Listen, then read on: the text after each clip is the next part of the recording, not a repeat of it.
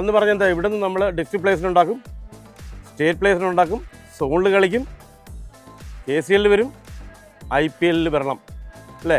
നമ്മുടെ എറീസ് പട്ടോടി കളിച്ച് ഇഷ്ടംപോലെ ആൾക്കാർ നമ്മുടെ കേരള ടീമിലുണ്ട്. സോ ഇത്രയും പേര് ഒരു 3 കൊല്ലം കൊണ്ട് അവർക്ക് ഇവിടെ എത്താമെങ്കിൽ നിങ്ങൾക്ക് എല്ലാവർക്കും എവിടെയെങ്കിലും എത്തിക്കൂടെ? അപ്പോൾ നമ്മൾ ഇത് തുടങ്ങിയത് ഒരു പാഷൻ വേയിലാണെങ്കിലും അന്ന് ഞാനും കൂടെ കളിച്ച 1975 മൻസൂർ അലി ഖാൻ പട്ടോടിയുടെ പേരിലുള്ള ഈ ക്രിക്കറ്റ് ക്ലബ്ബ് നമ്മൾ ഇന്നിപ്പം കേരളത്തിൽ അറിയപ്പെടുന്നൊരു ക്ലബ്ബല്ലേ അല്ലേ. എവിടെ പോയി നിങ്ങൾക്ക് പറഞ്ഞൂടെ എവിടെ നിന്ന് വരുന്നത് കിട്ടത്തില്ലേ?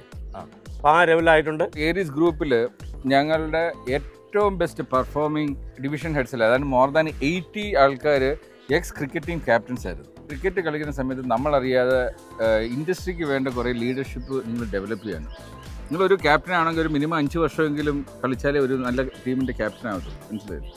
അപ്പോൾ അങ്ങനെ വരുമ്പോൾ നിങ്ങൾ ഡിസിപ്ലിൻഡ് ആയിരിക്കും, ഫിറ്റ്നസ് നോക്കും, ടീമിനെ ബിൽഡ് ചെയ്യാൻ നോക്കും, സ്ട്രാറ്റജി ഓരോ ബോൾ എറിയുമ്പോഴും നിങ്ങൾ ഫീൽഡ് ചെയ്യുന്നത് എവിടെയാണെന്ന് നോക്കും. ക്യാപ്റ്റൻ ആയിരിക്കും എപ്പോഴും കിറ്റിൻ്റെ കാര്യങ്ങളൊക്കെ നോക്കുന്നത്. അപ്പോൾ ആ ചെക്ക് ലിസ്റ്റ് അതിനകത്ത് എല്ലാം ഉണ്ടോ എന്നുള്ളത് നോക്കും. ചെക്ക് ലിസ്റ്റ് മാനേജ്മെൻറ്റ്, സ്കോർ ഷീറ്റിൻ്റെ കാര്യങ്ങൾ. ക്രിക്കറ്റിന് മാത്രമുള്ളതാണ് ലോഗിങ് സിസ്റ്റം. ഇൻഡസ്ട്രിക്ക് ആവശ്യമുള്ള ISS സിസ്റ്റമാണ് ഈ ലോഗിങ് സിസ്റ്റം. അതുകൊണ്ട് ക്രിക്കറ്റിനെ വെറൊരു ഗെയിമായിട്ടല്ല കാണേണ്ട, ഇൻഡസ്ട്രിയുടെ ഒരു ഭാഗമാണ്. അതുകൊണ്ടാണ് ഞങ്ങൾ ഇപ്പോൾ എല്ലാ സ്കൂളിലും ക്രിക്കറ്റ് ക്ലബ്സിനെ വളരെ പ്രൊഫഷണലായിട്ട് ഡെവലപ്പ് ചെയ്യാൻ ശ്രമിക്കുന്നത്. അതുകൊണ്ട് ഒരിക്കലും ക്രിക്കറ്റിൽ ഇൻവെസ്റ്റ് ചെയ്യുന്ന സമയം വേസ്റ്റ് അല്ല, അത് കരിയറിൻ്റെ ഒരു ഭാഗമാണ്.